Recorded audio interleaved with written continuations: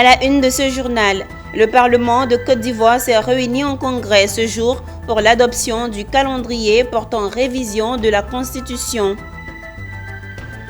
Le plus grand parc d'exposition de la zone UEMOA a ouvert ses portes à Abidjan. Inauguré par le vice-président ivoirien, il permettra à la Côte d'Ivoire d'accueillir les grands événements. Et puis à Daloa, nous parlerons d'agriculture durable. Le cabinet CEA fait un état des lieux en vue d'un meilleur accompagnement du secteur. Madame, Monsieur, bienvenue. Vous suivez le journal sur Business 24 Africa. Le Parlement de Côte d'Ivoire s'est réuni en congrès ce mardi 18 juillet au Palais des Congrès de l'Hôtel Ivoire de Cocody. Un seul point était à l'ordre du jour: l'adoption du calendrier portant révision de la Constitution tel que voulu par le chef de l'État. Nous vous proposons de suivre les propos recueillis par nos reporters. Honorables membres du Congrès, nous sommes réunis ce jour à l'auditorium de l'hôtel Sofitel pour la prise en considération du projet de loi de révision de la loi numéro 2016-886 du 8 novembre 2016 portant en Constitution de la République de Côte d'Ivoire telle que modifiée par la loi constitutionnelle numéro 2020-348 du 19 mars 2020 qui a été déposée sur les bureaux des deux chambres du Parlement par le président de la République. Mesdames et messieurs les parlementaires, nous allons donc passer à présent au vote. Quels sont les parlementaires qui sont pour la prise en considération du projet de loi? Bon, nous-mêmes. L'ordre du jour était surtout de travailler de voter le programme parlementaire, justement, afin de pouvoir travailler sur la modification de la Constitution. Tous les parlementaires étaient présents, les sénateurs et les députés, et nous avons voté justement le programme parlementaire. Nous nous retrouverons ici le mardi 25 prochain à l'effet d'adopter cette nouvelle loi qui promulgue les deux sessions finalement au niveau de nos travaux, au niveau des institutions parlementaires. Les députés siégeaient une seule fois en une année, c'est-à-dire du début. On demande maintenant que les députés siègent deux fois. Pourquoi? Les députés travaillent en étroite collaboration avec le gouvernement qui envoie des projets de loi. Et le gouvernement va en vacances au moment où les députés sont au travail. Donc en réalité, sur quelle matière les députés vont travailler? Donc on veut juste harmoniser ça pour dire que le gouvernement étant le fournisseur, pas le seul fournisseur, mais le pourvoyeur majoritaire des projets de textes qui viennent devant l'Assemblée, évidemment, il faut harmoniser le cadre de travail entre le gouvernement et le Parlement. Donc le gouvernement, s'il part en vacances, les députés vont en vacances. Et puis après, on se retrouve tous et le travail d'ensemble continue. C'est tout. Mais comme ça est dans une disposition qui est dans la Constitution, tout ce qui est dans la Constitution est comme sacralisé. Donc il y a une procédure pour sortir un point de la Constitution. C'est cette procédure peut-être que vous vivez avec nous. Le nouveau joyau architectural ivoirien a ouvert ses portes ce lundi 17 juillet. Le parc des expositions d'Abidjan, le plus grand de la zone UEMOA, a été inauguré par le vice-président Tiemoko Meïle Koné. Située dans la commune de Port-Boué, cette infrastructure permettra à la Côte d'Ivoire d'accueillir les grands événements. Walter Kofi et Richard Akeke nous font découvrir ce joyau architectural. Après s'être offert la plus grande basilique du monde, la Côte d'Ivoire vient de franchir un nouveau record en se dotant du plus grand parc d'exposition de l'Afrique de l'Ouest. Bâti sur une superficie de 16 hectares, pour un financement de plus de 75 milliards de francs CFA, ce joyau architectural a une capacité d'accueil de plus de 12 000 personnes. Ce complexe conçu par l'architecte Pierre Fakouri se veut polyvalent avec un grand hall d'exposition de 7200 m², disposant de 15 mètres sous libre plafond et peut être partagé en 3 halls d'exposition. Quant au bâtiment central, il est équipé d'un écran LED de 250 m² et de 350 lumières. Il est doté d'un système de gradins rétractable lui permettant de passer d'une capacité de 5000 places assises à 10 000 invités debout. Le vice-président ivoirien a fait savoir que son exploitation va générer plusieurs emplois directs et indirects dans les secteurs de l'agriculture, de la culture, du commerce, de l'industrie, du tourisme et des services. La réalisation de cette ambition de transformation implique la promotion d'un secteur privé fort et dynamique, à travers notamment la mise en œuvre d'importantes réformes structurelles et sectorielles, ce qui se fait. L'objectif visé est d'assurer une transformation locale accrue de nos matières premières et le développement des échanges commerciaux nationaux et internationaux.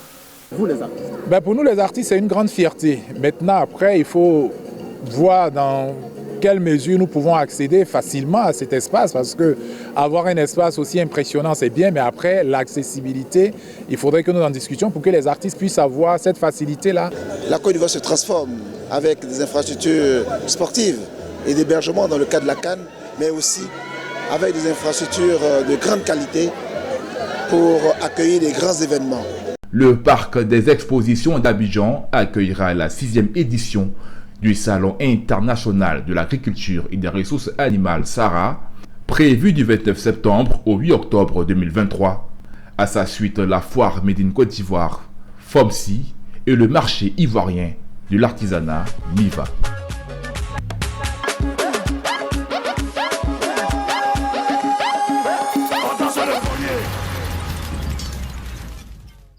En Côte d'Ivoire, comme partout ailleurs, l'agriculture face à de nombreux défis nouveaux. Il s'agit entre autres du changement climatique, la pression sur les ressources naturelles, la sécurité alimentaire et les nouvelles technologies. Des défis qui interpellent le cabinet d'expertise agricole CEA qui a décidé de se réinventer pour mieux accompagner le secteur agricole. À Daloa, dans le centre-ouest du pays, le cabinet a organisé une journée pour faire l'état des lieux.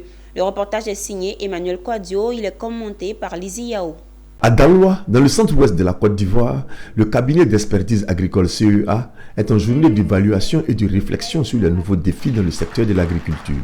Il s'agit entre autres du changement climatique, la pression sur les ressources naturelles, la sécurité alimentaire et les nouvelles technologies. Et le cabinet agricole CEA, qui accompagne la filière, veut s'adapter afin d'arrimer ses prestations aux nouveaux enjeux. Il faut dire que nous nous réjouissons d'avoir réussi à impacter près de 100 000 producteurs en Côte d'Ivoire. On se réjouit également de couvrir près de la moitié du territoire ivoirien. Et aujourd'hui, nous sommes fiers de notre équipe, toute jeune, dynamique, efficace, qui nous permet d'atteindre ces résultats aussi bien au niveau national et dans la sous-région. À sa suite, Kosonou Alphonse, expert en foncier rural, parrain de cette journée, a pour sa part exhorté les experts de ce cabinet à la persévérance. Au sortir des assises, autorités préfectorales et responsables coopératifs se disent satisfaits. Ils abattent au niveau de la Côte d'Ivoire, au niveau de nos populations, que M. le Préfet vienne affirmer son soutien à ce cabinet-là, pour le travail énorme qu'ils abattent pour nos populations.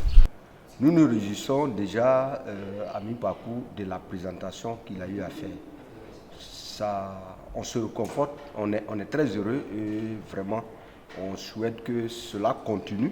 Le cabinet d'expertise agricole a plusieurs cordes à son arc. Réalisation d'expertise foncière pour des organisations nationales et internationales sur toute l'étendue du territoire national. Réalisation des formations professionnelles certifiantes, qualifiantes de tout genre dans le domaine agronomique et connexes pour le compte d'entreprises, de groupements et d'individus. Études agronomiques et para-agronomiques pour tout organisme.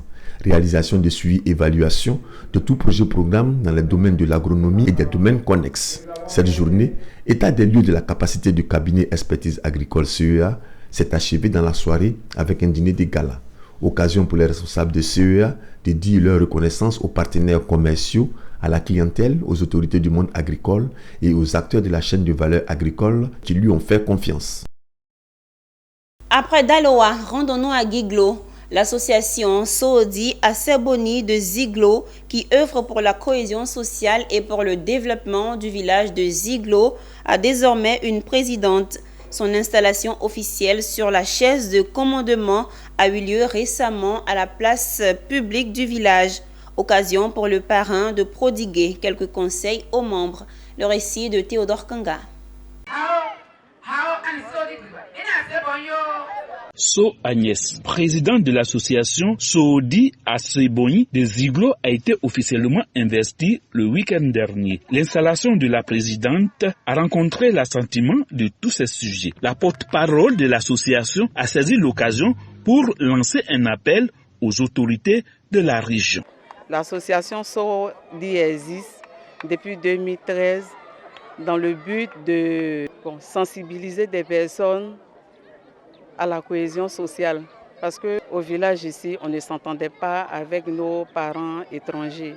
Notre doléance aujourd'hui, c'est de demander peut-être au président ou à la présidente du conseil régional de nous soutenir. Vous avez vu le dispensaire. Ici, il y a le dispensaire, mais on n'a pas d'infirmier. La deuxième doléance aussi, on n'a pas un château d'eau. Donc ça nous fatigue beaucoup ici. Féon Glossio-Laurent, parrain de la cérémonie, a salué l'initiative des femmes de Ziglo avant de leur prodiguer quelques sages conseils. Dans nos villages, généralement, on se retrouve quand des circonstances de tristesse ou bien des rassemblements politiques. Je veux, n'est-ce pas, marquer cette journée-là pour dire qu'on peut se retrouver autrement. Parler du tout, parce que cette association, c'est une association de développement. Donc il faut encourager les initiateurs.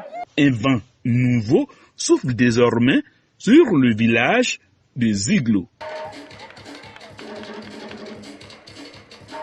Intéressons-nous à la nutrition dans ce journal.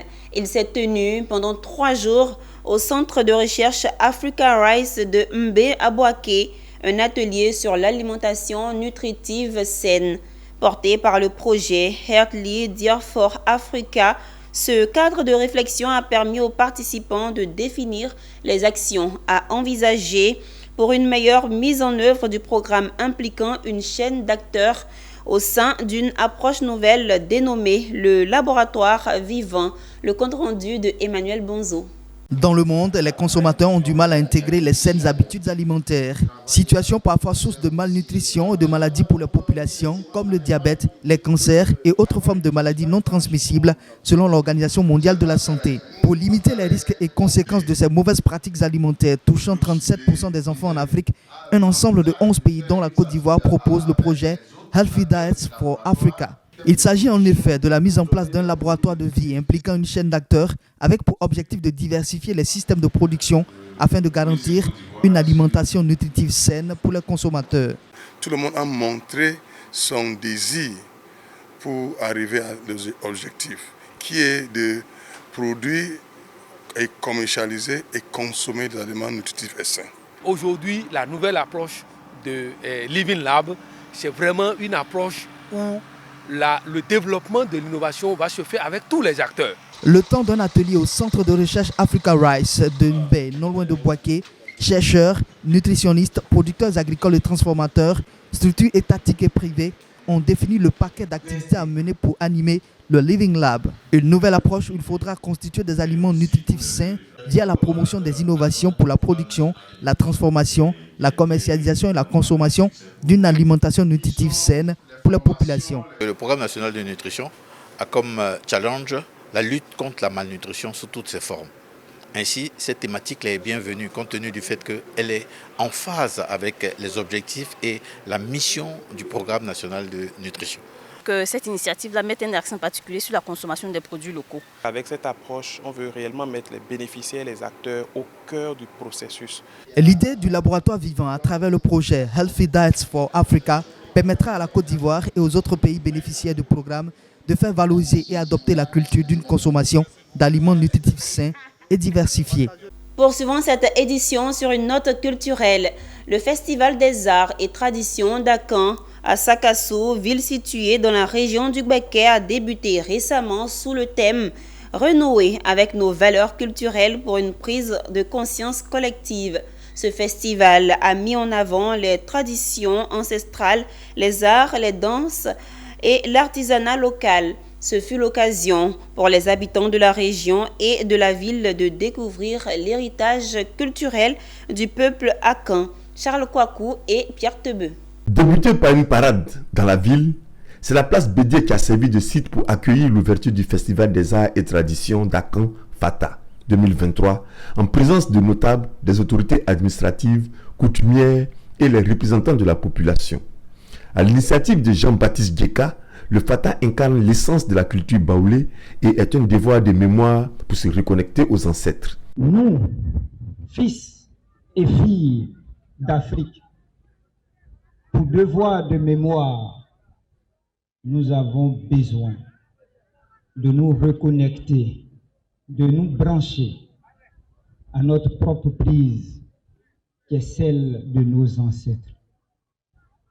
C'est en ce sens que nous avons initié le Fata.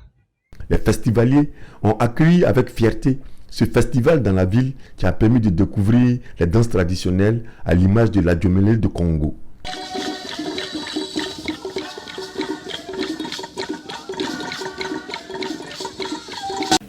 Il faut dire que Sakassou a besoin de ce festival depuis longtemps et aujourd'hui nous sommes là pour valoriser la culture et la tradition d'Akan à Sakassou. Actuellement, nous assistons au Tam-Tam Parleur de Congo, qui fait partie toujours du département de Sakassou. Le Fata va plonger durant 3 jours la ville de Sakassou dans un tourbillon de musique, danse et tradition. Et nous terminons cette édition à San Pedro. Les locaux de l'université de la ville ont servi de cadre au Conseil national du tourisme qui était récemment en session extraordinaire. Une session extraordinaire qui s'inscrit dans la mise en œuvre des actions pour faire de la Coupe d'Afrique des Nations 2023 un vecteur de développement du tourisme dans le cadre de la stratégie Sublime Côte d'Ivoire. Abel Kwao et Lizzie Yao. Une rencontre d'autant plus importante que la ville balnéaire accueille la CAN en janvier prochain. Il s'agit dans le cadre de la stratégie Sublime Côte d'Ivoire d'amener les acteurs du secteur du tourisme et des opérateurs économiques des autres secteurs d'activité du Bassa-Sandra à se mettre aux normes de qualité pour accueillir les touristes internes et internationaux qui prendront d'assaut la ville de San Pedro. La Côte d'Ivoire organise la CAN du samedi 13 janvier au dimanche 11 février 2024. Cette compétition rassemblera pendant un mois des équipes nationales de football en provenance de 24 pays africains, y compris la Côte d'Ivoire, pays organisateur. Tout comme le comité d'organisation de la Coupe d'Afrique des Nations de football COCAN, le ministère du Tourisme s'est engagé à mettre à contribution tous les démembrements de son département ministériel et à saisir cette opportunité pour faire de cette édition de CAN en terre ivoirienne un tremplin de promotion réelle de Sublime Côte d'Ivoire à l'échelle nationale. Au cours de cette CAN, nous donnions l'opportunité à l'ensemble de tous les acteurs de l'écosystème touristique à participer activement et efficacement à la réussite d'abord de la CAN, mais ce faisant, permettre à ce que tous les acteurs tirent meilleur parti de cette grande messe sportive qui est devenue un événement mondial. Partager les informations relativement aux dispositions que le ministère est en train de prendre pour l'organisation de la CAN 2023. Alors nous, après tout ce que nous avons entendu et vu, nous espérons que beaucoup de choses seront faites encore dans notre région et que beaucoup de moyens seront déployés. Après San Pedro, ces sessions extraordinaires se feront aussi dans les autres villes retenues pour abriter la compétition de la Coupe d'Afrique des Nations CAN, notamment les villes de Yamoussoukro, Bouaké, Korogo et Abidjan. Et c'est la fin de ce journal préparé par l'ensemble de la rédaction. Merci de l'avoir suivi. Les programmes se poursuivent sur Business 24 Africa, la télé utile.